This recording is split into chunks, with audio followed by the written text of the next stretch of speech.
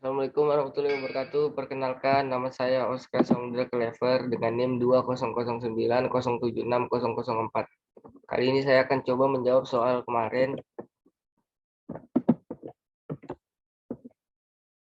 dengan soal sebuah observasi dilakukan terhadap sampel acak yang terdiri dari 8 kelurahan di Kecamatan Samarinda Hilir mengenai pendapatan dan pengeluaran terkait masalah kesehatan medis selama pandemi COVID-19. Penduduk kelurahan tersebut selama tahun 2020 pada tabel berikut ini. Nah, yang ditanya pertama, dengan menggunakan metode kuadrat kesan terkecil, tentukan bersama regresi linear sederhana pengeluaran medis terhadap pendapatan. Kemudian jelaskan arti koefisien yang terdapat dalam persamaan tersebut. Berikutnya, lakukan peramalan berapa rata-rata pengeluaran medis penduduk suatu kelurahan yang memiliki rata-rata pendapatan penduduknya sebesar 5 juta per tahun. Yang terakhir, lakukan uji T dengan menggunakan alfa 5%, kemudian tentukan kesimpulan pengujian koefisien regresi tersebut.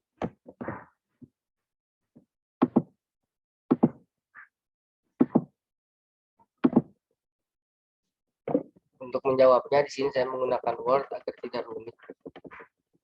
Yang A tadi, dengan menggunakan metode kuadrat kesalahan terkecil, tentukan bersama regresi linear sederhana pengeluaran medis terhadap pendapatan, kemudian jelaskan arti koefisien yang terdapat dalam persamaan tersebut.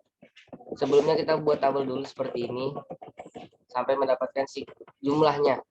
Jumlah X 108, jumlah Y 24, X kuadrat itu 1620, Y kuadrat 75, dan XY-nya. Untuk mencari konstanta A dan B-nya, pertama kita cari konstanta B-nya dengan rumus N sigma XY dikurang sigma X kali sigma Y per N sigma X kuadrat dikurang sigma Y kuadrat. Tinggal masukin saja di sini.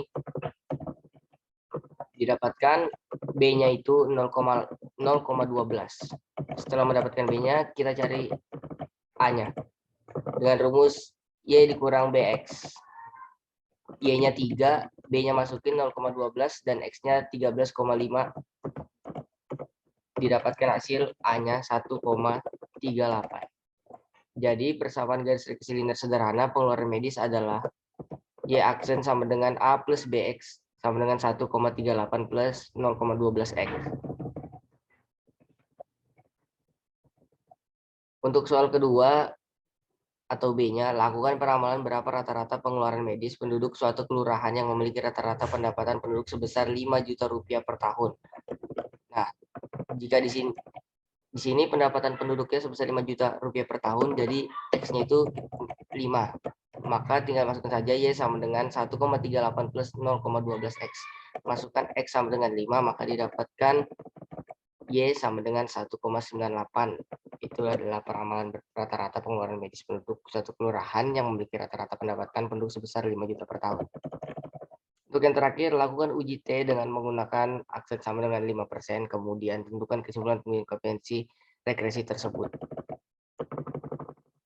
Nah, di sini kita cari hipotesisnya dapat H0 banding B sama dengan 0, apabila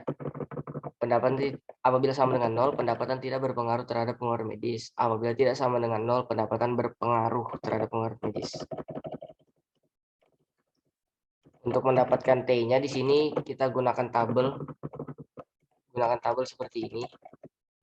Nah, di sini bisa kita lihat kelurahan A-nya sampai kelurahan F-nya dulu. Jika sudah dibaca dari F, kita sampai kelurahan H. Dan yang terakhir, kita cari sigma Y kuadratnya dengan rumus sigma Y kuadrat dikurang B kuadrat dikali sigma X kuadrat. Nah, dimasukin tadi mendapat Y2-nya 3 dikurang 12 dikurang 0,12 kuadrat dikali 162 dapatnya 0,67. Dan S kuadratnya di sini bisa dilihat sampai jadi T hit-nya B per SB sama dengan 0,12 dikurang 0,026 mendapatkan hasil 4,615. Sini kesimpulannya dari tabel T dengan alfa 0,05 menjadi setengah alfa sama dengan 0,025 dan DF-nya N dikurang 2. DF-nya menjadi N-nya dari 8, 8 dikurang 2 sama dengan 6. Diperoleh TAB sama dengan T 0,025, DF sama dengan 6. Karena DF versi 6 mendapatkan hasil 2,447. Kriteria ujinya, karena T hit sama dengan 4,615 lebih besar dari TAB sama dengan 2,447, maka hipotesis nolnya ditolak dan H1-nya diterima. Sekian dari saya, apabila ada kurang mohon maaf. Wassalamualaikum warahmatullahi wabarakatuh.